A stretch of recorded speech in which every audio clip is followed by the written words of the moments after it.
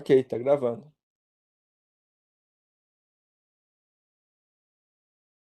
Então, pessoal, gostaria de desejar um bom dia a todos, né? Um bom dia a todos que estão assistindo, aos nossos colegas aqui do curso de Ciências Biológicas.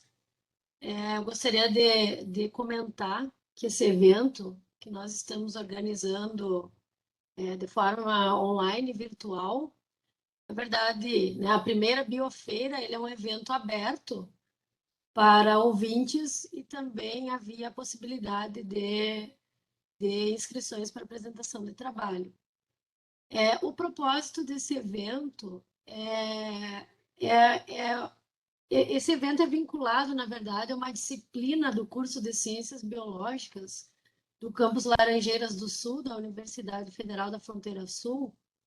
Existe um componente curricular que se chama Práticas como Componente Curricular 1, e esse componente curricular tem como avaliação final a realização desse evento. Então, esse evento é vinculado a uma disciplina do curso de Ciências Biológicas e ele está sendo organizado pelos estudantes matriculados nessa disciplina. Né? Nós estamos finalizando o semestre 2021, né? O primeiro semestre de 2021, e os professores da disciplina são os professores Ricardo Yamazaki e eu, professora Vivian Machado de Menezes, que não havia me apresentado antes. Né? Então, eu, a professora Vivian e o professor Ricardo estamos coordenando o evento juntamente com os estudantes que irão se apresentar ao longo do evento, pois todos terão um trabalho a ser apresentado e isso corresponde também a uma atividade avaliativa, né, do nosso componente curricular.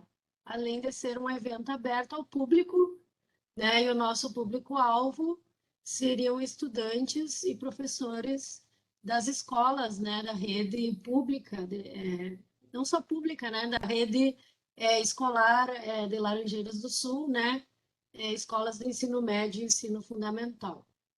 Então, eu gostaria de dar as boas-vindas a todos, né, gostaria de desejar um ótimo evento. E o professor Ricardo Yamazaki agora vai ter a palavra, ele vai mediar a apresentação de trabalhos. Tá? E aí, depois, no momento oportuno, se alguém que entre no evento tiver alguma dúvida, ou mesmo os colegas que estão participando, né? No momento em que o Ricardo abrir a palavra, lá poderão fazer seus questionamentos. Então, um bom evento a todos e passo a palavra para o professor Ricardo. Ok, obrigado, professora Vivian. Então, nós temos os trabalhos que serão apresentados pelos nossos alunos do curso de Ciências Biológicas e nós temos os dois trabalhos, dois ou um, Vivian? Trabalhos externos. Você colocou aqui só um, mas Era um na inscrição, tínhamos apenas um trabalho inscrito, mas a Valéria comentou que eles não deram retorno, então acho que vamos aguardar ver se eles irão entrar na sala para apresentar.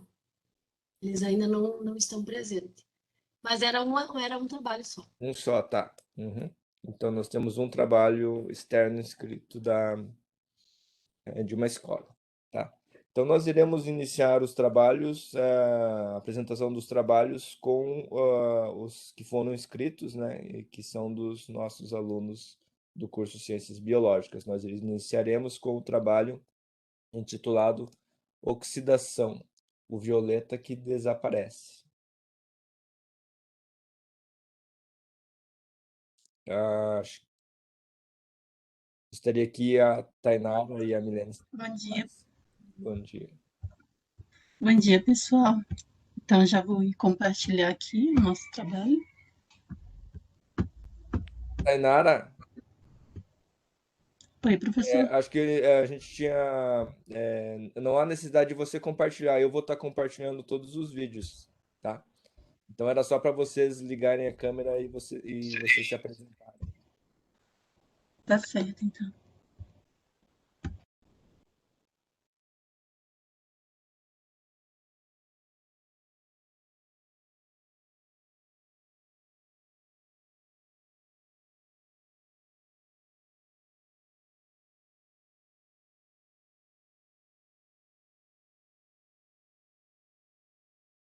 Sim, Milena, você consegue ligar teu microfone?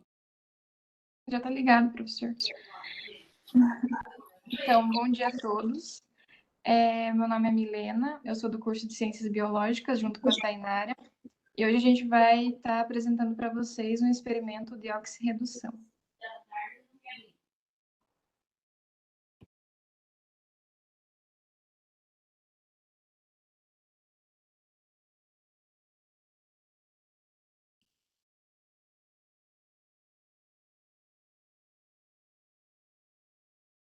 Oi, pessoal, tudo bem? A gente é do curso de Ciências Biológicas e hoje a gente veio fazer um experimento para vocês. Esse experimento é o violeta que desaparece, é um experimento que está contido na oxirredução e em seguida a gente vai explicar para vocês o que é a oxirredução. A gente trouxe alguns ingredientes aqui para vocês, para fazer esse experimento e a gente vai demonstrar a quantidade de ingredientes e quais são esses ingredientes agora. Então, para esse experimento, a gente vai usar 20 ml de vinagre, que já está aqui dentro dessa proveta, 40 ml de água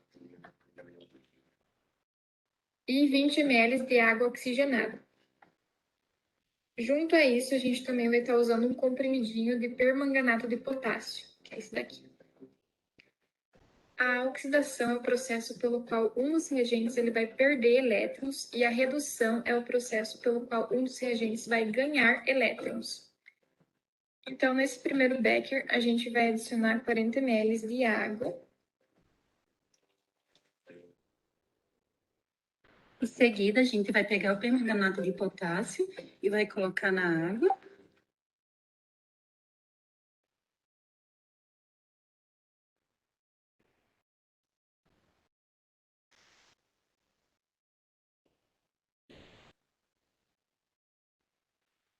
Daí a gente vai dissolver, misturar bem.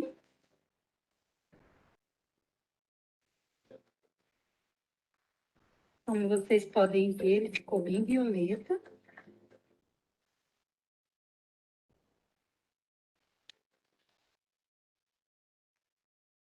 E em seguida, a gente vai adicionar a água oxigenada.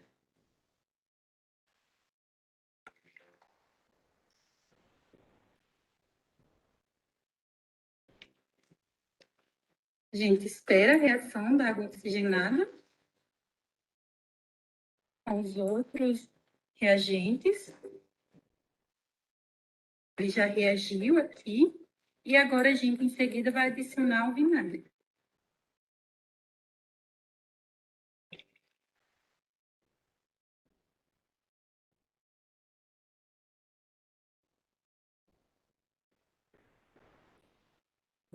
Como vocês podem ver, a água ficou transparente. E esse é o experimento. E o que aconteceu em seguida na reação foi que o permanganato de potássio, ele perdeu seu oxigênio e formou um cátion, ou seja, ele oxidou em contato com a água oxigenada e o vinagre, e a água oxigenada ganhou elétrons e formou um ânion, ou seja, ela reduziu. Ao se misturar com a água oxigenada, ele forma um dióxido de manganês, que não é solúvel em água, no caso, o permanganato de potássio.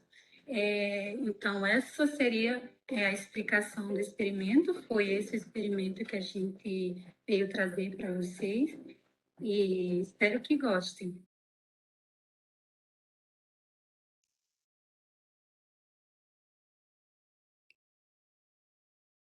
Ok, muito obrigado, Milena e Tainara. Alguém gostaria de fazer alguma pergunta?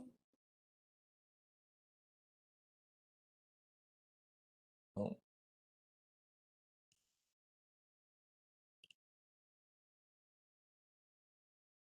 Então, nós iremos para o próximo trabalho.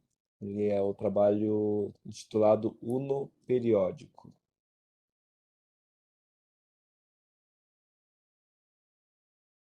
Bom dia, pessoal.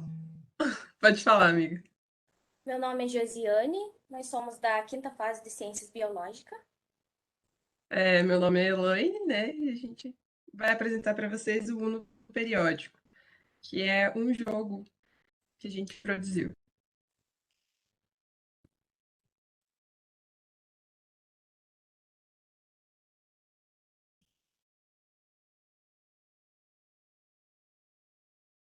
Olá, eu sou a Elaine. E eu sou a Josiane. Nós somos acadêmicas de Ciências Biológicas e vamos apresentar um jogo, o Uno Periódico. Elaboramos esse jogo com a intenção de familiarizar os alunos do 9º ano com a tabela periódica, os elementos químicos e algumas das suas características, tendo o objetivo também de compreender os elementos químicos, sua organização na tabela, de acordo com suas características e propriedades, relacionando eles com a manutenção da vida, o mundo natural e tecnológico. Como a maioria dos alunos conhece o Uno, o entendimento e aplicação ficam mais fáceis. A tabela periódica moderna é organizada com elementos em ordem crescente e número atômico, sendo dividida em períodos, que são as 7 linhas da tabela, em grupos ou famílias, que são representados pelas colunas, onde os elementos possuem propriedades muito semelhantes. Quando a tabela é organizada em blocos, ela se divide de acordo com subníveis de energia, que são associados ao tipo de orbital que os elementos possuem, sendo eles S, P, D e F. Os elementos que são representativos, eles ficam nos blocos S e P, e os de transição externa e interna são nos blocos D e F. O jogo pode ser feito em um arquivo editor de texto, elaborando as cartas e decorando como você achar melhor. Ele é composto por 60 cartas, onde 40 são simbolizadas pelos elementos químicos em 4 cores diferentes, sendo elas amarela, azuis, vermelhas.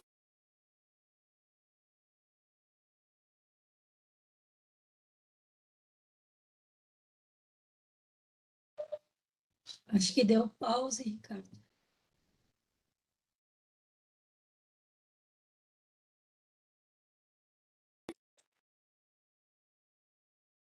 Tinha parado, As Vivian? cartas foram organizadas da seguinte maneira.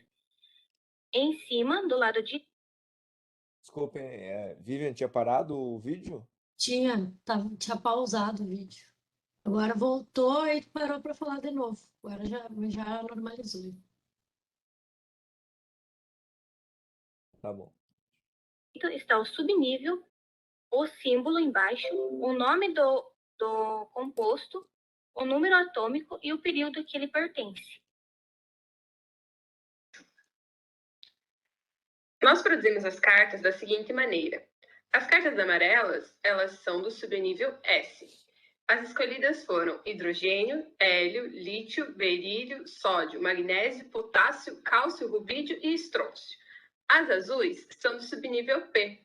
Elas são boro, carbono, nitrogênio, oxigênio, flúor, alumínio, fósforo, enxofre, cloro e iodo. As vermelhas são do subnível D, que são titânio, cromo, ferro, níquel, cobre, zinco, prata, irídio, platina e ouro. As verdes são do subnível F, lantânio, cério, praseodímio, neodímio, lutécio, actínio, tório, proctátínio, urânio e laurêncio. Essas cartas foram escolhidas a partir dos elementos que mais conhecemos e dos mais importantes para a vida. O jogo deve ter no mínimo 2 jogadores e no máximo 5, sendo que se preferir jogar em mais pessoas, pode-se duplicar as cartas. Cada jogador deve receber 7 cartas. O objetivo geral do jogo é ser o primeiro jogador a ficar sem cartas na mão. Para iniciar o jogo, deixa-se o restante do baralho na mesa com a face virada para baixo. Então, vira-se uma das cartas do monte, ela deve ser um elemento químico, o qual servirá como base para que o jogo comece. O jogador à esquerda do que distribui as cartas inicia o jogo, que deve seguir o sentido horário. Os jogadores devem jogar, na sua vez, uma carta do mesmo subnível, na mesma cor. Por exemplo, se a carta inicial for H, hidrogênio, o primeiro jogador deve jogar sobre ela outro elemento que também pertence ao subnível S, cartas amarelo, ou do mesmo período, primeiro no caso, e assim sucessivamente. As cartas especiais, elas são diferentes. O Coringa mais 4, o jogador seguinte apanha 4 cartas do baralho e perde sua vez de jogar. O jogador que descartou escolhe a próxima cor do jogo: amarelo, azul, vermelho ou verde. Os mais 2, o jogador seguinte apanha 2 cartas e passa sua vez para o próximo jogador, sendo que cada cor tem duas cartas representantes. O bloqueio, o jogador seguinte perde sua vez, sendo uma carta representante de cada cor. Inversão, o sentido do jogo se inverte. Se o jogo está no sentido horário, quando jogada a carta inverter, o jogo joga-se no sentido anti-horário, e sendo uma carta representante para cada cor. Essa foi nossa proposta de material para a Feira de Ciências. Obrigada a todos e até mais!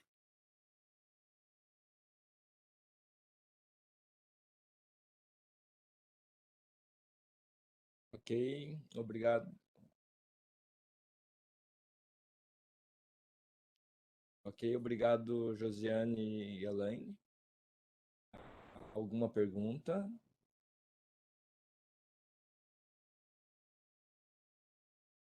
O próximo trabalho, gelando refrigerante em 5 minutos. Demonstração de propriedades coligativas. Então, bom dia, meu nome é Maria Isabel, eu sou acadêmica da 5ª fase de Ciências Biológicas e, como o professor disse, o meu trabalho é sobre as propriedades coligativas e um experimento de criometria.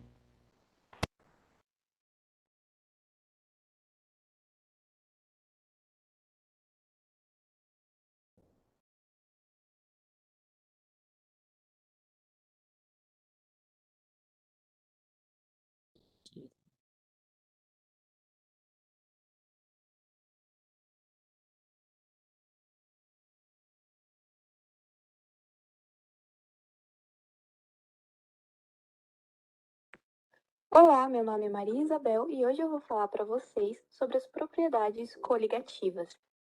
As propriedades coligativas estão relacionadas às características físico-químicas que as substâncias apresentam, como, por exemplo, o ponto de congelamento e o ponto de ebulição.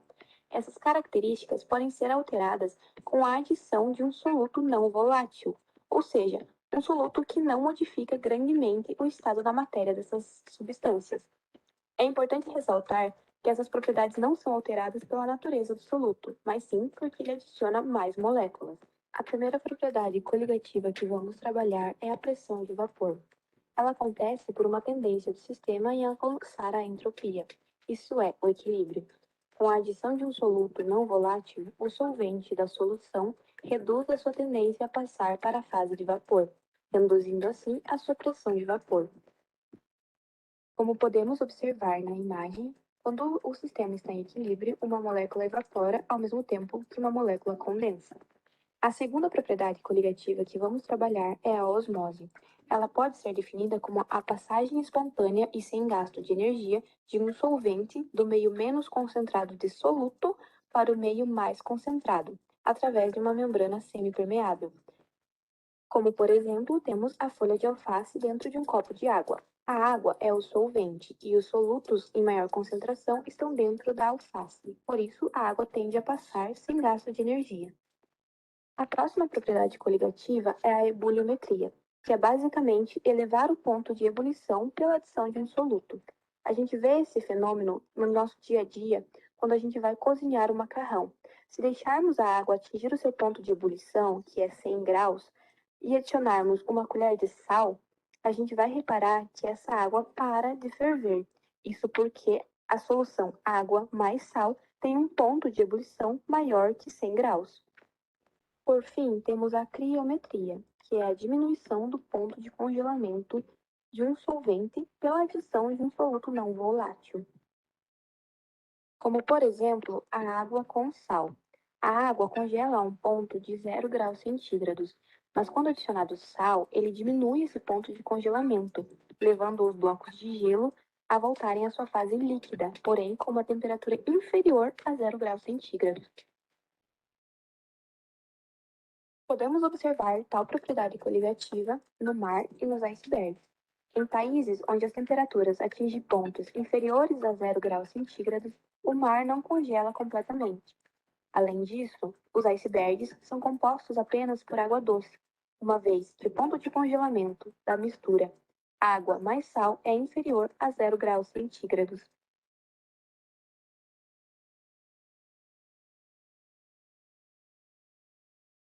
Vamos agora para o nosso experimento de criometria. O objetivo aqui é gelar uma latinha de refrigerante a um ponto inferior a 10 graus centígrados em menos de 5 minutos. Para isso, utilizaremos um recipiente fundo de plástico, gelo, sal, um pouco de água para aumentar a superfície de contato e um barbante amarrado ao lacre das latinhas para facilitar o manuseio destas. Com o líquido agora abaixo de 0 graus centígrados, giramos a latinha para que as moléculas colidam e troquem calor mais facilmente. Você pode simplesmente deixar a latinha em imersão e após 5 minutos teremos o resultado.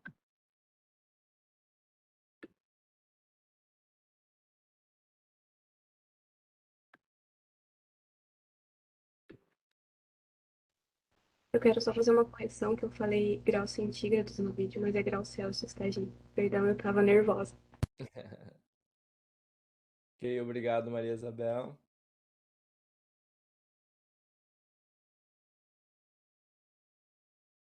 O próximo trabalho é indicador de pH com repolho roxo. Bom dia, então eu sou a Biane, acadêmica do curso de Ciências Biológicas, quinta fase. Meu nome é Ana Cristina e nós vamos apresentar um vídeo sobre indicador de pH com o uso do repolho roxo.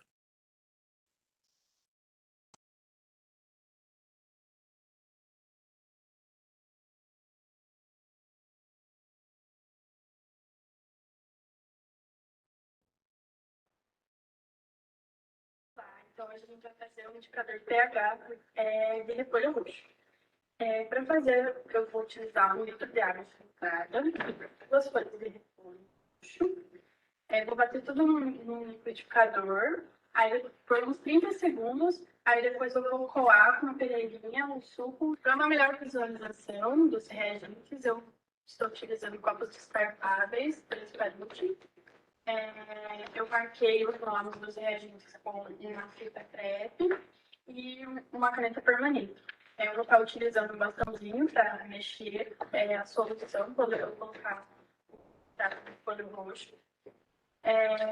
Aqui a gente vai ter leite, bicarbonato de sódio diluído em água sanitária, sabão em pó diluído também em água, açúcar que também foi diluído em água, vinagre, álcool em gel, limpador multiuso, que é um desengordurante, e limão.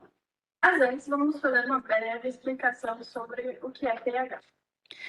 pH, o potencial hidrogiônico, é uma escala numérica que vai de 0 a 14 e mede a acidez ou a alcalinidade das substâncias. Em 7, temos o pH neutro, que é na maioria das vezes o caso da água. Quando é menor que 7, temos uma solução ácida. E quando maior que 7, temos uma solução alcalina ou básica. O repolho roxo possui muitas substâncias chamadas antocianinas. Essas substâncias elas vão estar presentes em vários alimentos, como a uva, a jabuticaba e a amora. Esses pigmentos eles mudam de cor quando vêm em contato com uma base ou um ácido. Então, sendo assim, ele é um indicador ácido base. O extrato de repolho roxo, ele, quando é em contato com uma solução alcalina ou básica, ela sofre uma alteração na sua cor, passando de roxo para verde ou azul. Isso vai depender da concentração dos íons de hidroxila na solução. Em contato com uma solução ácida, sua cor ela vai tender a ficar vermelha, rosada. A gente tem vários tipos de indicador de pH sintético, como o tornassol, que ele vai adquirir uma cor avermelhada quando a solução é ácida, e azul quando em contato com a solução básica. Então, vamos ao experimento agora. Vou colocar só a vez para ser a nossa base. Agora vamos começar com o leite.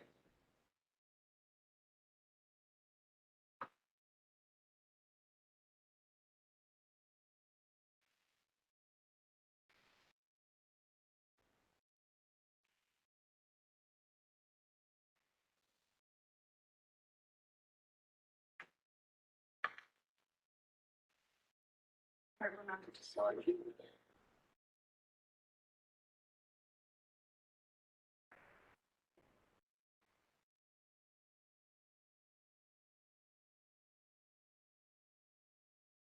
Sabão em pó. O açúcar.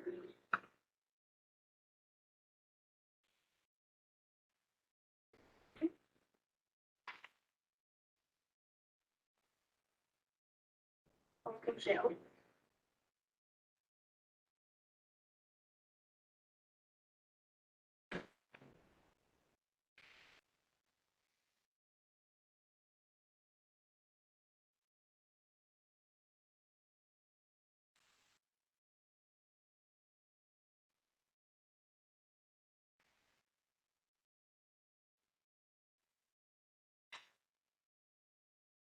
Padrão multiuso. E, por último, limão.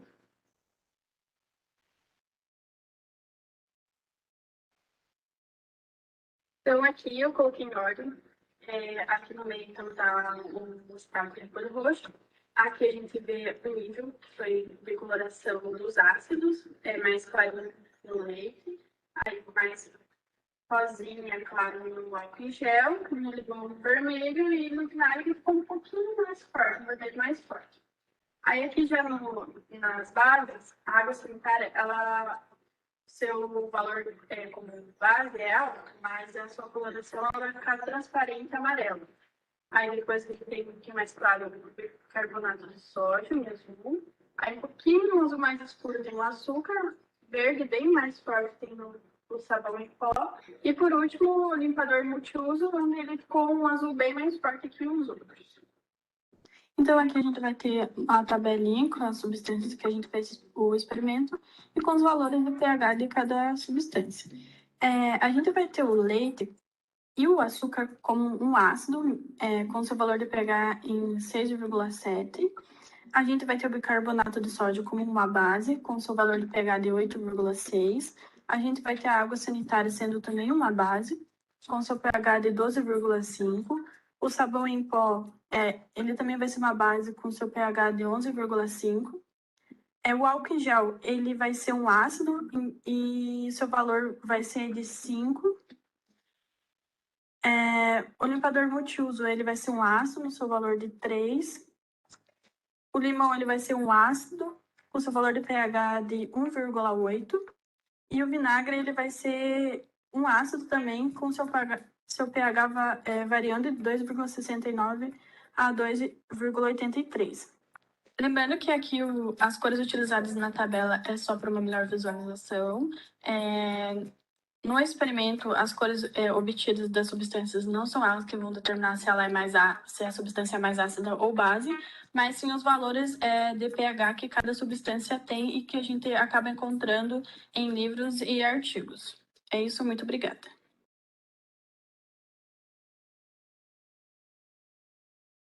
Ok, muito obrigado.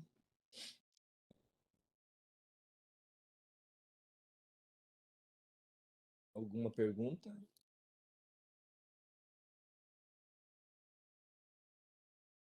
Então, vamos para o próximo trabalho.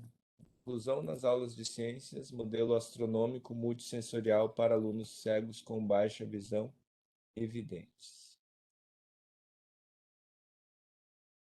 Bom dia, me chamo Valéria, também sou acadêmica de Ciências Biológicas e o meu trabalho é um modelo multissensorial astronômico.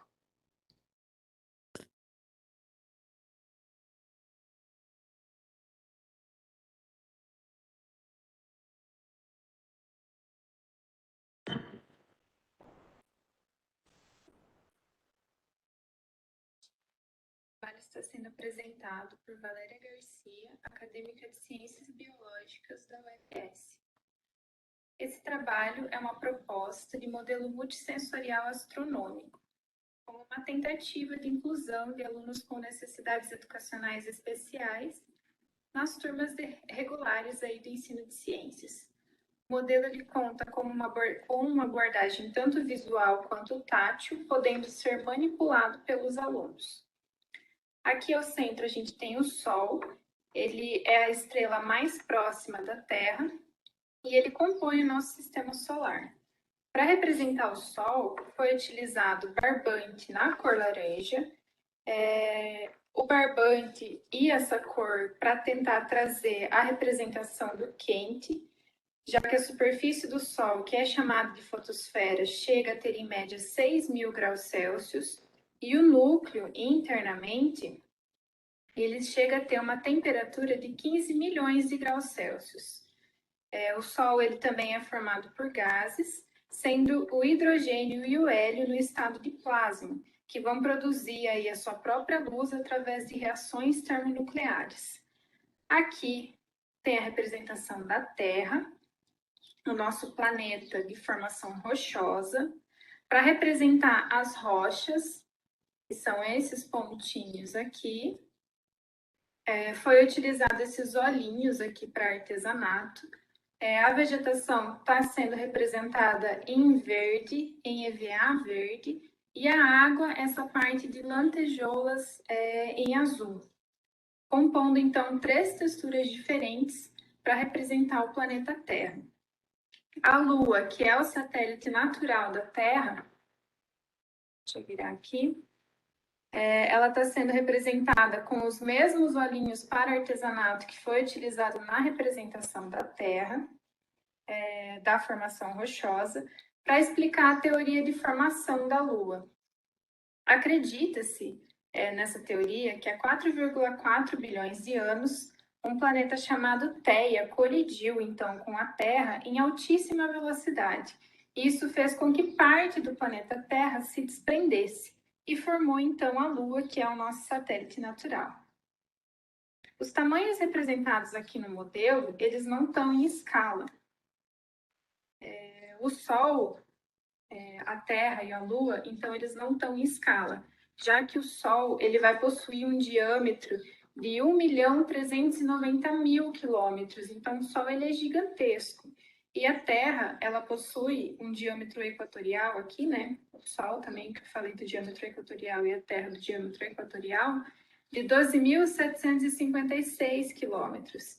Isso quer dizer que, então, caberiam aproximadamente 1,3 milhões de planetas Terra dentro do Sol. Então, aqui no modelo ele está bem fora de escala, né? Foi representado só o Sol um pouquinho maior do que a Terra e a Lua um pouquinho menor do que a Terra. Uma forma mais fácil de imaginar, talvez, seja pensar naquelas bolas grandes, assim, de pilates, para representar o Sol. Se a gente tivesse uma daquelas bolas bem grandonas de pilates e uma bolinha pequenininha, assim, mais ou menos, do tamanho da Lua, representando a Terra, estaria mais ou menos numa escala aproximada. Mas fazer uma escala assim seria inviável para o modelo manipulado, para fazer, né, toda essa movimentação, o toque, e seria uma coisa muito grande também. Então, por isso que foi optado, né, por fazer um modelo fora de escala. Aqui no modelo é visível que tanto a Terra, né, aqui, tanto a Terra quanto a Lua, elas possuem movimentação. Isso é para representar a translação e a rotação.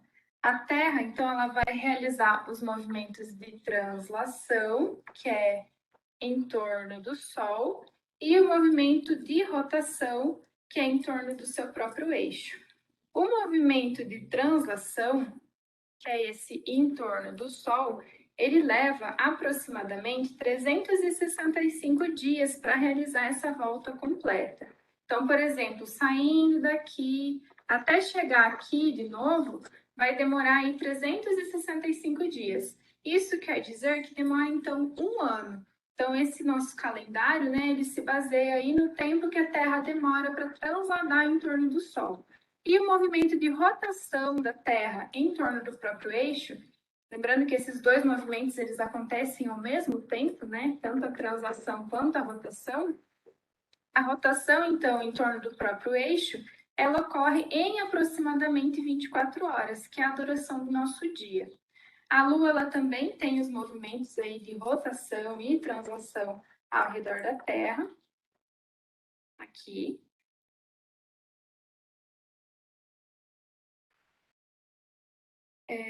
E além dos movimentos,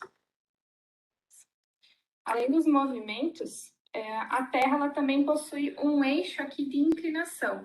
Então, esse eixo de inclinação, que ele não é bem retinho assim, certo? Esse eixo de inclinação da Terra, ele é aproximadamente de 23 graus em relação à perpendicular do plano da órbita. Essa inclinação do eixo da Terra, junto com o movimento de translação que a Terra faz em torno do Sol, vai originar aí o fenômeno das estações do ano, que também é possível explicar aqui por meio do modelo. Bom, de forma resumida, esse trabalho vai buscar trabalhar mais ou menos esses conteúdos, né? Os conteúdos da astronomia de forma multidisciplinar, para tentar trabalhar da forma mais inclusiva possível no ensino regular e tentar alcançar tanto os alunos cegos com baixa visão e também os alunos videntes. Seria isso. Muito obrigada.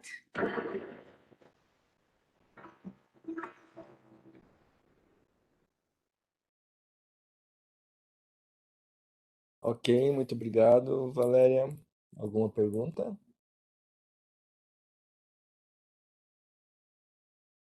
Então vamos para o próximo. Diferentes densidades da água por influência da temperatura. Bom dia, meu nome é Gabriele, eu estou no 5º período de Ciências Biológicas. Bom dia, meu nome é Giovana, estou no 5º período de Biologia e o nosso trabalho vai ser sobre um experimento sobre como a temperatura da água influencia a sua densidade e como que vai ser esse movimento da água quente com a água fria, simbolizando também os movimentos que ocorrem com as massas de ar.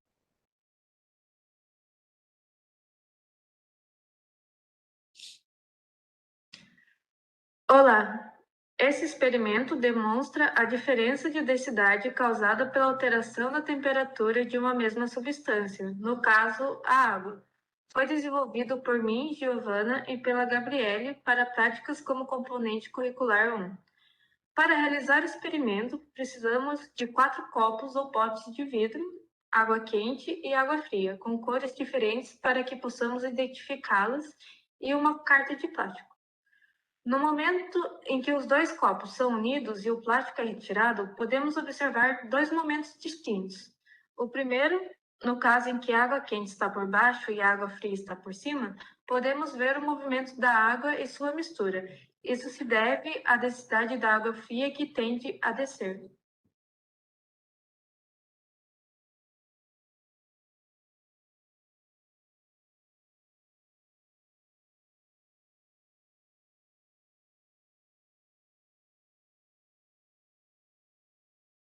No segundo caso, nós colocamos o copo de água fria por baixo e o copo com água quente por cima.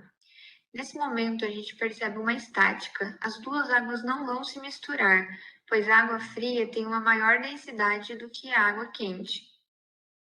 Quando uma substância recebe calor, suas moléculas ficam agitadas, porque elas têm mais energia. Isso faz com que a densidade seja alterada. Ao pensarmos na fórmula densidade igual a massa dividida pelo volume, nós podemos perceber que o volume da água não se altera. Afinal, todos os corpos possuem o mesmo volume e quantidade de água. O que muda é a massa da água. As moléculas ganharam mais energia com o calor e por isso elas têm um movimento bem maior do que na água fria, ocupando mais espaço do que as moléculas com menos energia. Esse movimento da água quente e fria é chamado de convecção. O ar atmosférico também sofre convecção, correntes de convecção, e é devido a isso que as massas de ar se movimentam criando os ventos. Um fenômeno muito observado atualmente no verão, quando o ar próximo à Terra se aquece, tendo a densidade diminuída e assim sobe para as áreas mais altas da atmosfera. No inverno, isso não acontece, o que chamamos de inversão térmica. O ar poluído próximo da Terra não é renovado e, por isso, pode acabar levando a problemas de saúde para a população de grandes cidades. A convecção também acontece quando aquecemos água numa chaleira ou panela. A água próxima ao calor do fogo é aquecida e sobe para a superfície de maneira que toda a água vai ferver uniformemente. Outro exemplo cotidiano são os aquecedores e ar-condicionados. Usualmente, os aquecedores são instalados próximos ao chão, já que o ar aquecido vai subir e se espalhar pelo ambiente. O ar-condicionado é instalado próximo ao teto. Da mesma forma, o ar frio vai ser mais denso e descer, resfriando o ambiente. Quando vamos à praia, é comum sentir uma brisa que vem do mar para a areia durante o dia e durante a noite uma brisa que vai da areia para o mar. Isso acontece pois durante o dia a areia é aquecida pelo sol e fica mais quente do que a água do mar, processo que se inverte durante a noite, quando a areia esfria.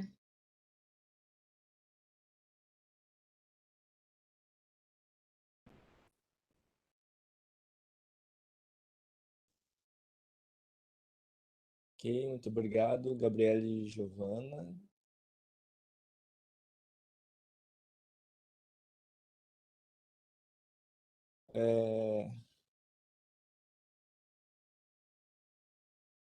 Nós temos um pessoal que, acho que alguns, não sei se estão ainda, né? Nós disponibilizamos uma lista de presença, tá? Para quem estiver conectado aí, que essa lista de presença, vocês preenchendo, vocês conseguem ter um certificado de participação como ouvintes, ok?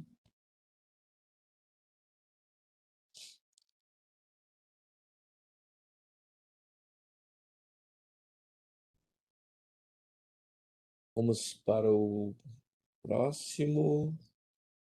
A demonstração da densidade entre água e óleo. Então, boa tarde a todos. Me chamo Mário, sou cursando o curso de Ciências Biológicas da Universidade Federal de Fronteira Sul. Eu sou o Luiz Eduardo, do quinto período de Ciências Biológicas. O nosso trabalho vai mostrar um pouco sobre a densidade entre a água e o óleo e como moléculas polares e apolares interagem entre si.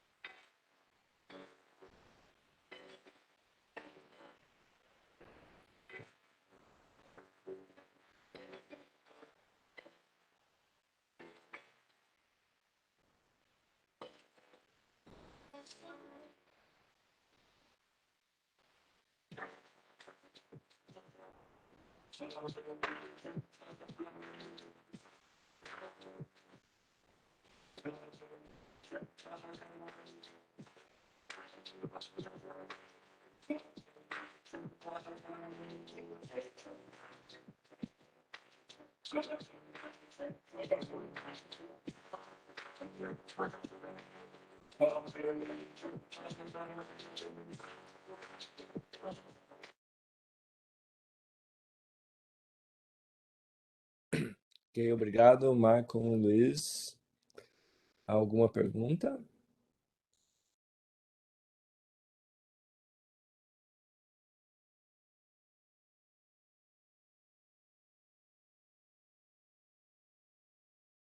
O próximo trabalho é torre de líquidos como ferramenta de visualização da densidade. Bom dia, me chamo Michel Pegoraro. Eu sou estudante de Ciências Biológicas e estou na quinta fase.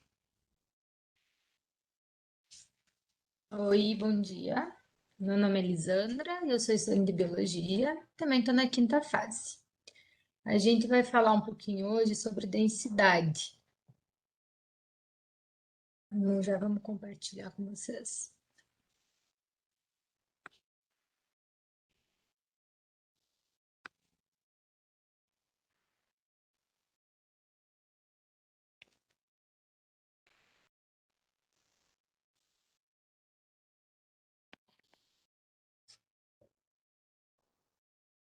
Nosso trabalho é sobre densidade e a gente vai apresentar eu e a Elisandra.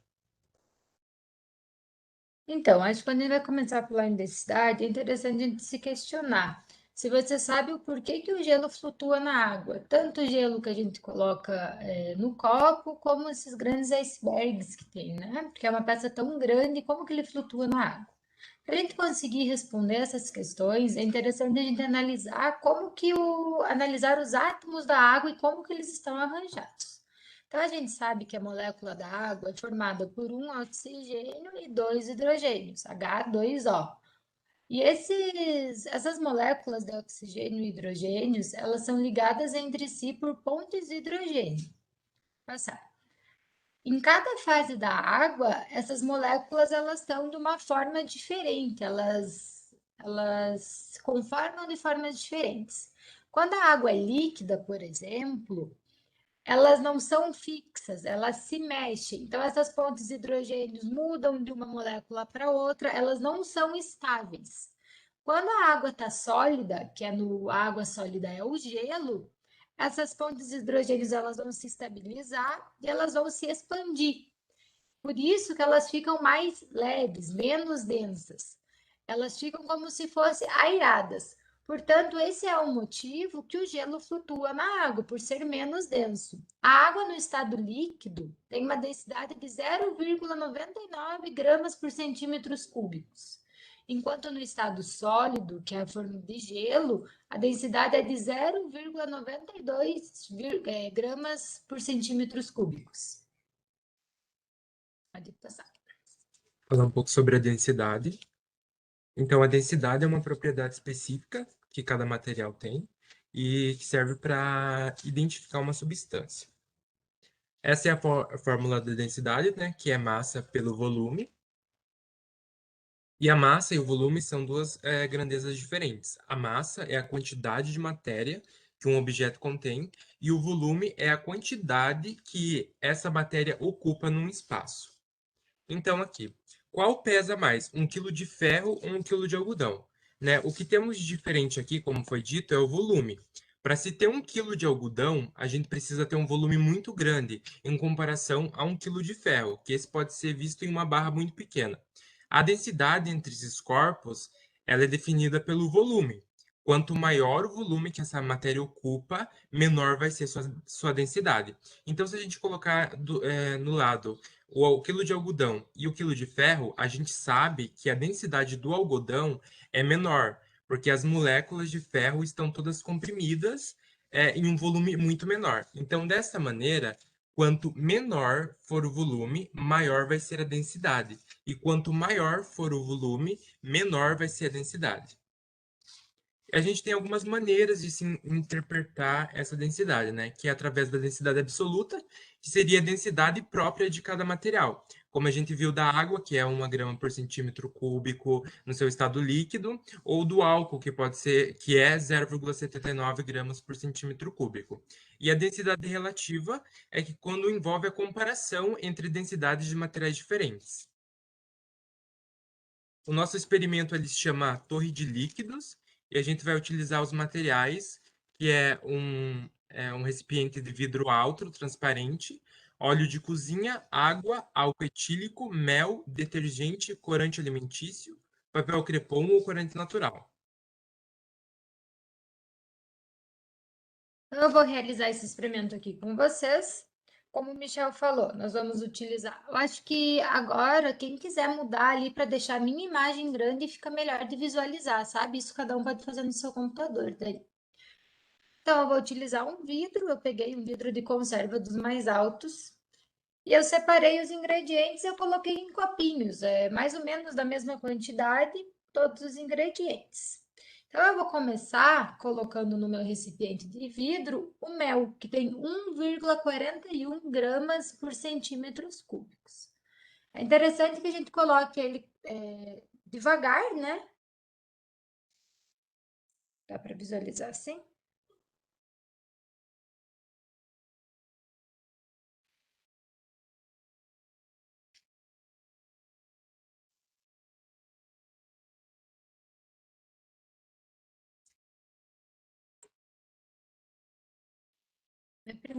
Primeiro que eu coloquei foi o mel. O segundo que eu vou colocar vai ser o detergente. O detergente tem a densidade de 1,02 gramas por centímetro cúbico. Então, com calma, eu vou colocar.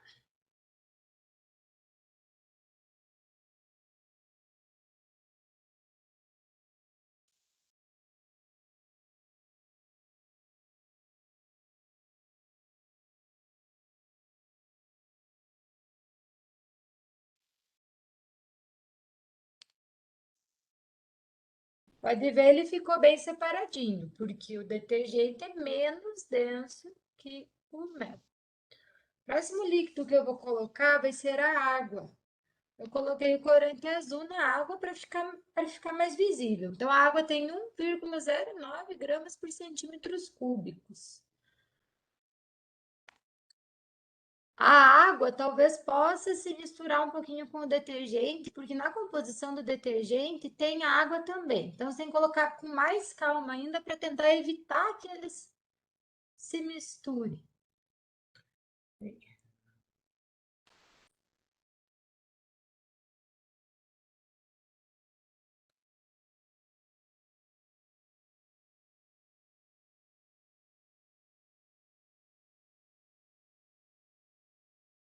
Esperar ele só. Ó, pode ver que a água menos densa que o detergente ficou em cima, ó, bem separadinho. Próximo que nós vamos colocar é o óleo. Óleo de cozinha comum, ó. Ele tem 0,89 gramas por centímetros cúbicos.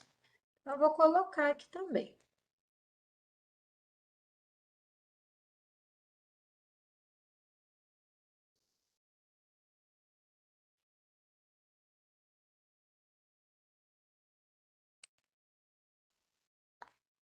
Olha. O óleo ficou separado da água também, porque é menos denso. E o último líquido que nós vamos colocar é o álcool, que tem 0,79 gramas por centímetros cúbicos. Eu coloquei um corante preto, para ficar melhor a visualização, né? Então, eu vou misturar.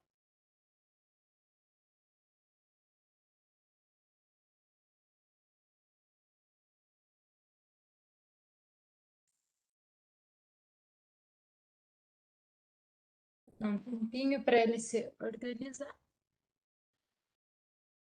Ele ficou bem separadinho, ó. Então, essa é a torre de líquidos. É um experimento simples que tu pode fazer em casa com os materiais que você tiver. Por exemplo, não tem álcool, faz sem o álcool. Não tem o mel, faz sem o mel. Sabe que fica bem fácil visualizar a diferença das densidades e como uma fica acima da outra. Sempre acima fica menos densa. Acho que é isso. Gente, muito obrigada. E era esse o nosso experimento. Ok, obrigado, Michel, Lisandra. Alguma pergunta? O próximo trabalho, então, é experimento de eletrostática.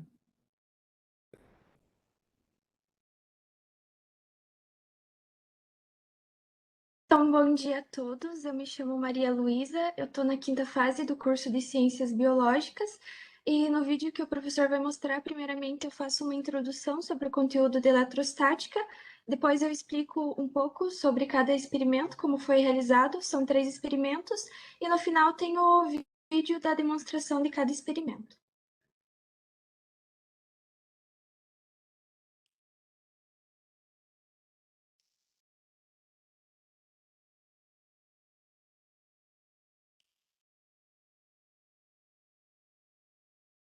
A eletricidade e a eletrostática, elas se encontram presentes no nosso dia a dia e a gente consegue observá-las em vários momentos do nosso cotidiano. A primeira observação da eletrização, ela ocorreu lá por volta de 6 séculos antes de Cristo, e ela foi feita por Tales de Mileto. Ele utilizou o atrito entre um pedaço de resina e o pelo de um animal, e então ele percebeu que o objeto atraía as coisas mais leves. Após isso, durante muito tempo a eletrostática não foi estudada, e somente mais tarde, quando William Gilbert, que era físico, médico e pesquisador inglês, ele estudou os ímãs, e ele descobriu que teria o mesmo efeito que tinha sido descoberto por Thales com objetos como o vidro, a lã e a seda, entre outros. E então, o primeiro gerador de cargas elétricas foi criado por Otto von Guericke. Existem 2 tipos de cargas elétricas, a carga elétrica positiva e a carga elétrica negativa. A positiva ela é representada pelos prótons e a negativa são os elétrons. Existem também as cargas neutras, que elas possuem a mesma quantidade de prótons com a mesma quantidade de elétrons, e são chamadas de nêutrons, que quando ganham ou perdem elétrons, ficam ionizados ou eletricamente carregados. Os prótons e os nêutrons encontram-se no núcleo do átomo, já os elétrons encontram-se na eletrosfera. As cargas elétricas negativas são movimentadas para análise do fenômeno elétrico. Chamamos de elétrons livres, que são aqueles que ficam mais afastados do núcleo e fracamente ligados a eles. Quando um átomo possui muitos elétrons livres, a gente diz que ele é um bom condutor de eletricidade. Quando um átomo possui poucos elétrons livres, dizemos que ele é um isolante elétrico ou dielétrico. Exemplo de bom condutor elétrico: metal, grafite e gases ionizados. Exemplo de isolantes: ar, vidro, borracha, lã, resina, plástico e porcelana. No estudo das cargas elétricas, podemos perceber que existe o processo de atração e repulsão entre as cargas. Como materiais com a mesma carga positiva se repelem, por exemplo, ímãs. O material que é carregado positivamente, ele perde elétrons, já que o elétron é a molécula que se movimenta, então ele não ganha prótons, mas sim ele perde elétrons. E já os materiais que possuem carga negativa, eles se repelem, porém, nesse caso, ele ganha elétrons. Um exemplo, o plástico e a lã. Também existe a atração entre as cargas negativa e positiva, onde uma atrai a outra. Um exemplo disso, o ímã e o ferro. Ou, por exemplo, o plástico atritado em lã e papéis picados. Assim, a gente consegue perceber a primeira lei fundamental da eletrostática, onde as cargas elétricas da mesma espécie ou do mesmo sinal, positiva com positiva ou negativa com negativa, se repelem, e as cargas elétricas de espécies diferentes, que são os sinais contrários, como, por exemplo, mais com menos ou menos com mais, se atraem. Existem 3 processos de eletrização: por atrito, por contato e por indução. Aquele que possui um corpo que está carregado eletricamente e outro corpo está neutro. Após o contato entre esses 2 corpos, a carga final ela ficará proporcional ao tamanho do corpo, sendo da mesma natureza, ou positiva ou negativa. Sempre essas 2 cargas elas vão ficar com o mesmo sinal nos 2 corpos. Se eles forem de tamanhos iguais, eles também vão ficar com cargas do mesmo valor. Mas se um corpo for maior que o outro, aí a carga irá ficar maior no corpo que tem o tamanho maior, porque os elétrons, assim, eles vão conseguir ficar mais distante o possível um do outro. A eletrização por atrito, ela precisa de 2 corpos que sejam feitos de materiais diferentes, e então a gente vai atritar os 2 corpos entre si. Esse atrito, ele permite a interação dos átomos com os corpos e permite a transferência dos elétrons. O corpo que ele cede elétrons, ele fica eletrizado positivamente, e o corpo que recebe elétrons, ele é carregado negativamente. Através disso, a gente consegue explicar também porque ficamos com o cabelo arrepiado após lavá-los. Devido ao atrito que foi causado no cabelo, né? Então, os fios, eles tendem a se repelir. E já o condicionador, ele é projetado justamente para neutralizar essa ação da carga elétrica do cabelo. E por que precisa ser de materiais diferentes? Porque sendo um corpo de cada material diferente, o elemento é diferente e, consequentemente, os átomos são de tamanhos diferentes. Então, se cada corpo possui um átomo de tamanho diferente, quando o elétron se aproximar de um átomo de cada corpo, ele vai ser atraído por aquele átomo que possuir o tamanho menor, porque então ele vai estar mais próximo do núcleo do que do outro átomo.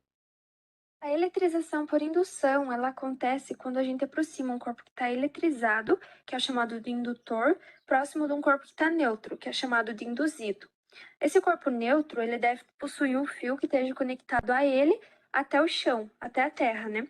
Então, quando a gente aproxima o corpo que está eletrizado próximo do corpo neutro, as moléculas elas vão se separar, os elétrons vão ficar na superfície próximo do corpo que está eletrizado e os prótons eles vão ser repelidos, então, portanto, eles vão descer pelo fio e vão ser dispersos, porque eles estão sendo repelidos. Se você deseja que o corpo que estava neutro fique com as cargas elétrons, você tem que vir e cortar o fio antes de você retirar o corpo que está eletrizado de perto. Esse é o processo de indução eletrostática. Agora eu vou mostrar para vocês 3 experimentos de eletrização. O primeiro é o cabo de guerra elétrico, que ele é caracterizado pela eletrização por indução. Aí a gente pega o balão e atrita ele na cabeça, onde o cabelo ele vai ceder elétrons para o balão, que vai ficar com elétrons a mais. Então, esse balão, ele estando carregado eletricamente, quando a gente aproximar ele da lata de alumínio, os elétrons a mais do balão, eles vão afastar os elétrons da lata e atrair os prótons. Ocorre, então, assim, a separação das cargas e seguida de uma força de atração entre o balão e a lata. A gente utilizou 2 balões, um atritado em cada cabelo diferente, né? E aquele balão que estiver mais eletrizado, ele vai puxar a lata com mais intensidade. A gente utilizou 2 balões, uma lata e uma fita ao meio da mesa para demarcar o espaço.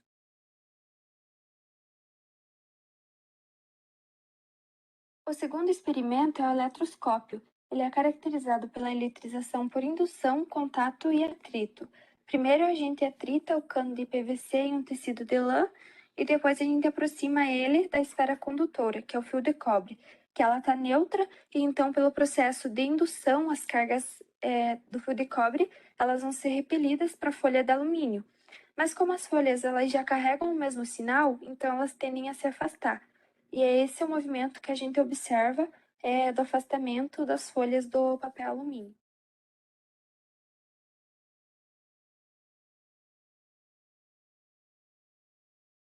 O terceiro experimento é caracterizado pela eletrização por atrito. Primeiramente, a gente atritou o cano de PVC em um tecido de lã, onde ocorreu a retirada dos elétrons, que por meio do atrito fica negativamente carregado, né? E assim, quando a gente aproxima dos pedaços de folha de alumínio que está neutro, faz com que eles sejam atraídos pelo bastão do cano de PVC. A gente utilizou um cano de PVC de 30 centímetros, um pano de lã e pedaços de papel alumínio.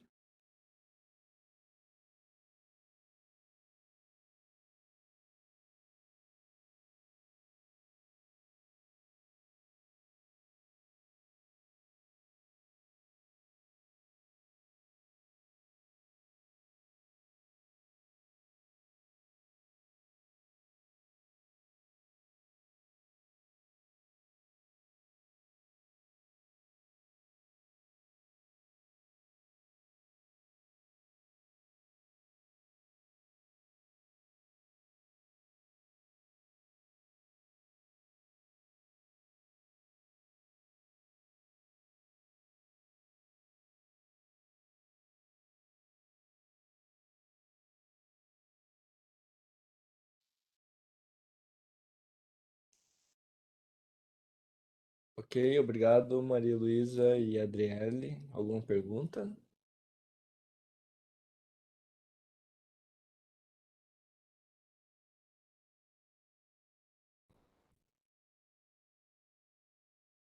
Próximo trabalho é o braço hidráulico.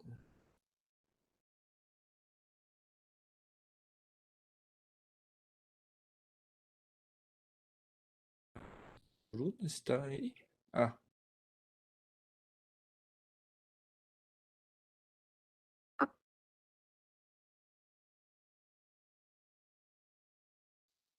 Bruna, eu não estou te ouvindo. Será que você conseguiu ligar o teu microfone? Dando para ouvir agora? Ah, agora dá para ouvir baixinho. Aham. Fala mais perto aqui. Meu nome é Bruna, sou estudante de Ciências Biológicas e vou apresentar o braço hidráulico.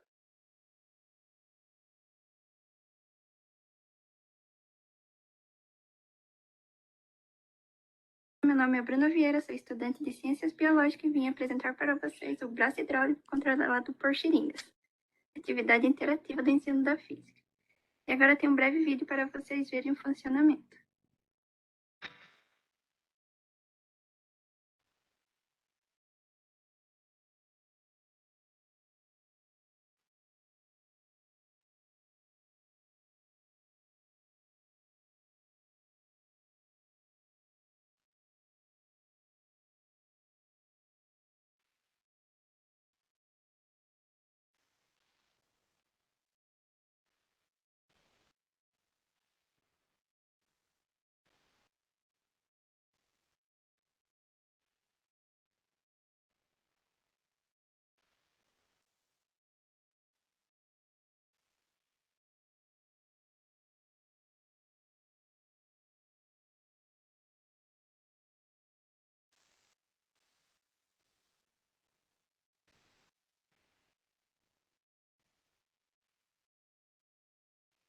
Agora eu vou mostrar os materiais básicos.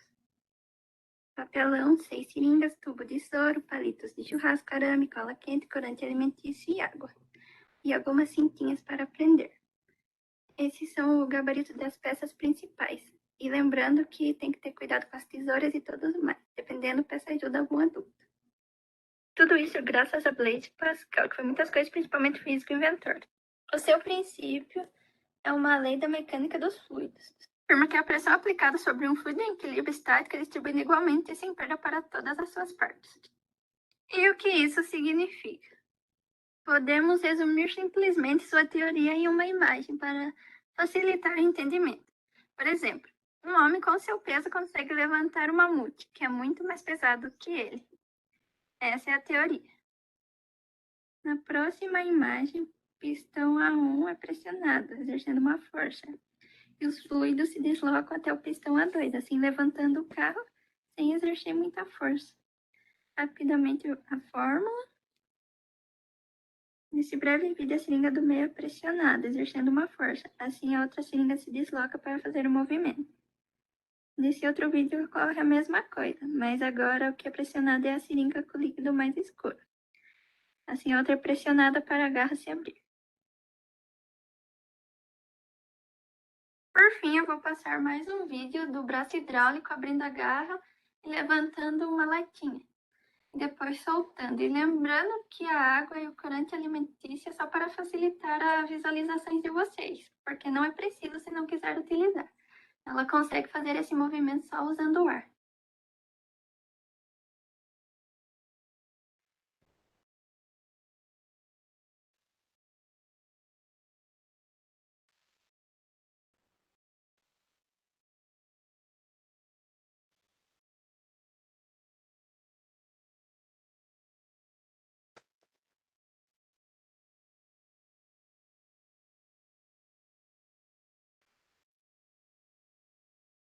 Vocês também podem utilizar seringas maiores, que para o levantamento de peso seria até melhor.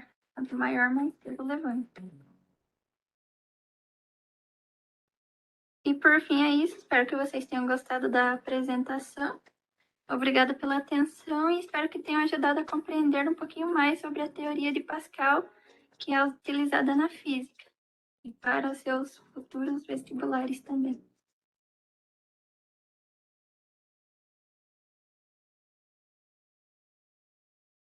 Ok, muito obrigado, Bruna. Alguma pergunta?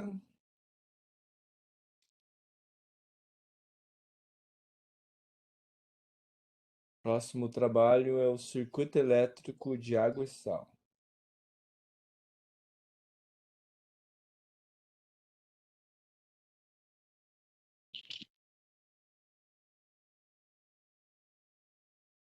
Bom dia, pessoal. Meu nome é Bruna, eu sou universitária do curso de Ciências Biológicas, da fase 5. O meu parceiro é o Evanson. Quer se apresentar? Bom dia, meu nome é Evans Richard. Também sou estudante da 5ª fase das Ciências Biológicas.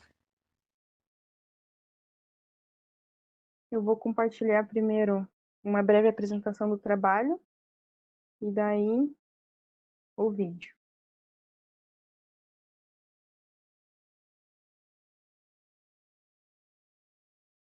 Eu vou desligar a câmera.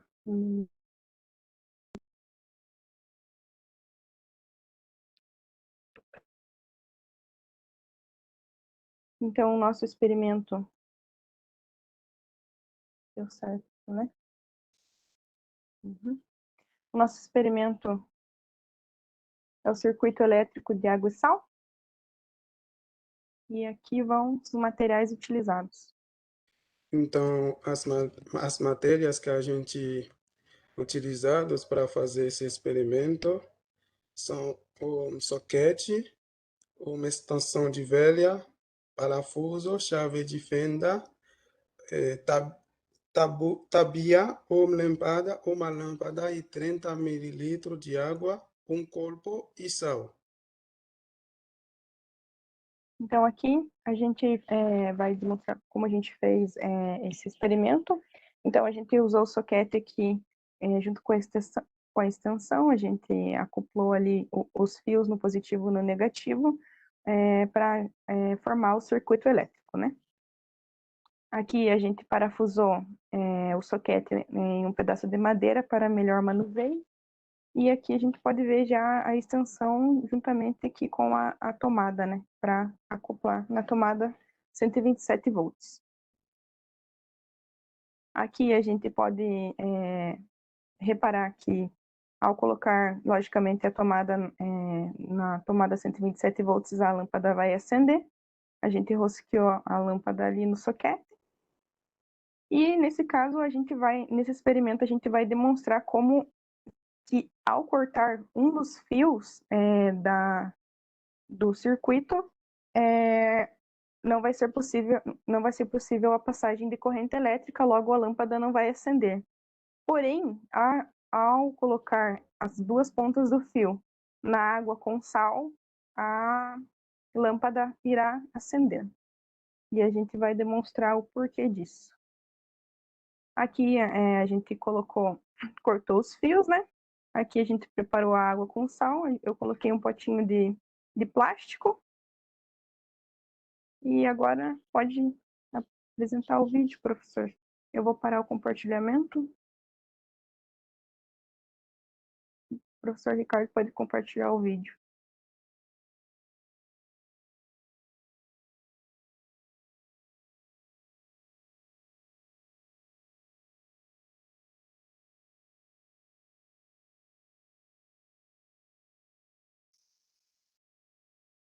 Eu acho que tem que aumentar a tela. Passar de novo.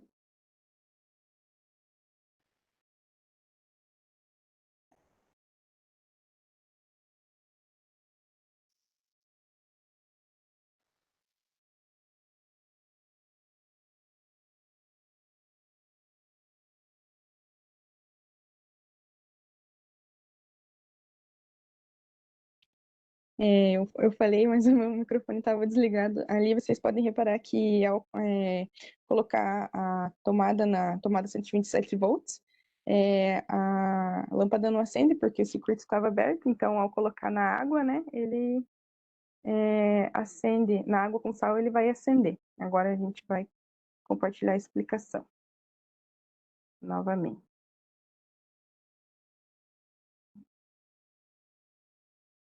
Deu certo? Deu certo. Tá. Primeiramente, a água não é uma boa condutora de eletricidade. Ela até conduz, mas ela não é uma das melhores condutoras de eletricidade. Aqui a gente vai ver a composição do sal, né? Do sal de cozinha. Então, primeiro ele é composto pelo Na e o Cl. O Na, na sua última camada de valência, ele porta um elétron apenas. E esse elétron vai ser doado para o Cl, cloro, que vai deixar o cloro estável.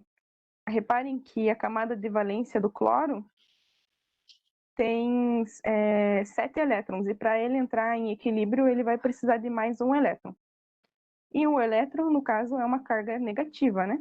Então, aqui, quando os dois se juntam, o Na vai doar o seu elétron, a sua carga negativa, então ele vai ficar positivo. Então, ele vai ter uma carga positiva. E juntamente com a sua camada de valência, ele vai ficar equilibrado. Reparem que a camada de valência dele fica com 8 elétrons. Já o cloro, ele vai ganhar um elétron, né? E vai ficar negativo. No caso, equilibrando ele também, pois sua camada de valência vai ficar com 8 elétrons. Aqui a gente tem uma demonstração do cristal de cloreto de sódio, então é isso que ele vai formar, né, no final, que vai ser o sal de cozinha. Aqui a gente vai, um circuito elétrico, né, demonstrando melhor em formato de desenho. Então, o que seria o circuito elétrico, né? Aqui possuindo a água, mais o eletrólito, que seria o sal. Então, a gente vai ter a passagem da corrente elétrica, que são os elétrons, né? Eles vão sair daqui de cima, vão passar, se o fio tivesse ligado entre si, não tivesse sido cortado, ele ia passar normalmente, né? Ia sair daqui, ia passar todo o circuito, ia passar na lâmpada, a lâmpada iria transformar esses elétrons em energia luminosa e ia sair aqui. Mas no caso, como o fio foi cortado, os elétrons vão sair daqui, vão passar por aqui, não vai ocorrer a passagem de elétrons, logo a lâmpada não vai acender. Porém, a gente colocou aqui as pontas do fio na água e no sal. Então, vai ocorrer que a lâmpada vai acender. E a gente vai explicar por que isso acontece. Primeiramente, uma demonstração da molécula da água, né? A água é composta pelos 2 hidrogênios e um oxigênio. A camada de valência do oxigênio não tem 2 elétrons, então ela possui 6 elétrons, que vão ser doados pelo hidrogênio. Então, o hidrogênio possuindo na sua camada de valência 1 elétron, vai doar, cada um dos 2 hidrogênios vai doar 1 elétron para o oxigênio. Então, a água ela é dita polar, né? Ela é polar. Por quê? Porque o oxigênio ele vai ficar negativo, então ela vai ter uma parte negativa, e o hidrogênio, a parte do hidrogênio, vai ficar positiva. Aqui, quando a gente coloca o sal de cozinha na água, o que vai acontecer? Ele vai se dissociar. Ele vai ficar o Na positivo e o Cl negativo. As moléculas de água, por sua vez, vão ser atraídas. Então, a parte negativa da molécula de água, que seria o oxigênio, vai ser atraída para a molécula Na positiva. E a parte positiva da molécula de água, que é o hidrogênio, com os 2 hidrogênios, vai se juntar aqui com o Cl negativo. E o que forma isso na água? Então, o sal de cozinha, ao ser colocado em água, ele vai se dissociar em cátion e ânion. Aqui, como vocês podem ver.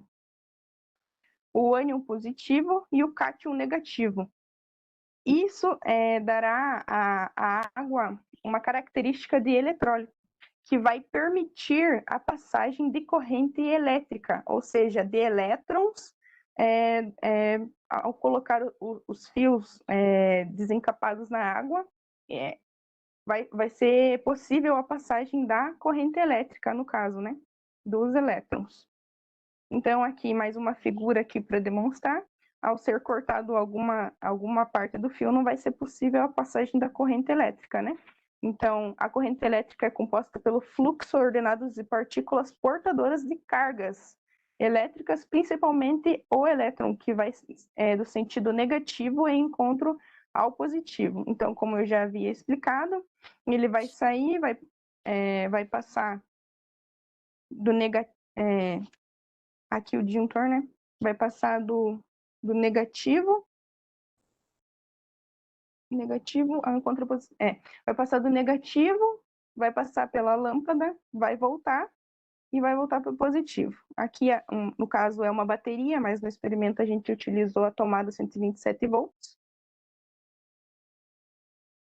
Após a dissociação do NaCl, do sal de cozinha, em Na+, e Cl-, essas cargas serão chamadas de íons, né? O cátion e o ânion. Elas vão ficar livres na solução aquosa, e esses íons livres que vão permitir que a corrente elétrica seja aberta. A corrente elétrica aberta gere o fluxo de cargas. Então, é como se eu fechasse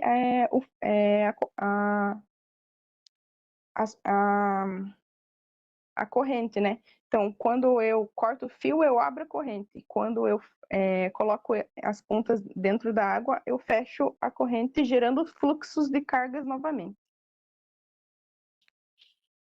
E é isso.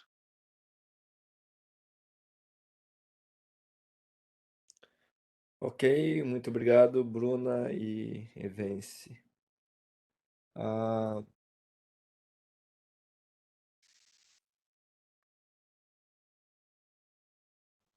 Esses seriam os nossos trabalhos, né, dos alunos do curso de Ciências Biológicas. Eu queria perguntar aqui se nós estamos com ah,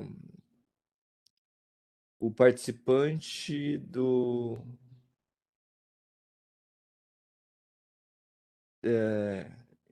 eu estou vendo aqui que nós temos o Leonísio.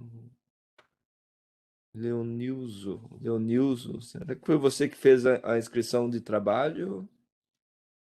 Você lembra, Vivian, o nome do aluno?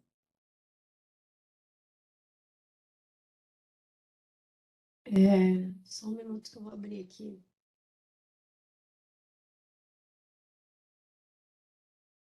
Não era Samuel José. Era o trabalho Substituto Cutâneo para a Reparação de Áreas Lesionadas de Grande Extensão, de Lenir Link. Era Samuel o nome do estudante. Então acho que ele não está presente, né? Ele também não enviou nada, Vivian, de vídeo, alguma coisa assim? E eu não recebi. Acho que a Valéria que teve contato, né, Valéria, com o professor. O professor Rafael havia respondido que eles não tinham enviado, aí eu até conversei com ele, falei que era possível eles apresentarem ao vivo, né, que não teria problema, e também tinha falado caso tivesse mais pessoas que quisessem participar, que poderiam participar como ouvintes, que não precisava fazer inscrição somente para trabalho, que nem precisaria fazer inscrição no caso, né, poderia estar participando como ouvinte. Aí ele respondeu agora há pouco que eles estavam em aula. Aí eu acredito que eles não vão acabar não entrando. Ah, ok. Que pena.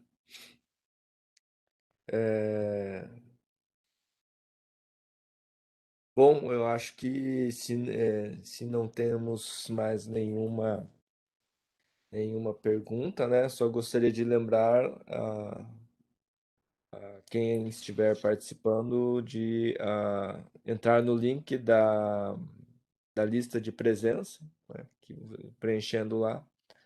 É possível que vocês tenham, então, um certificado de participação desse evento. Ok? Não sei se mais alguém gostaria de fazer alguma consideração, né? Eu acredito que gostaria de dar os parabéns a todos aí que se empenharam em elaborar os seus trabalhos e produzir seus vídeos, né, ou experimentos para que a feira pudesse ter acontecido nesse modo remoto, né? Infelizmente, não tivemos né, participação da comunidade externa como nós esperávamos, né? E talvez nas próximas vezes, né, a gente consiga a participação de uma maior quantidade de pessoas. Certo? Então, eu vou encerrar a gravação aqui.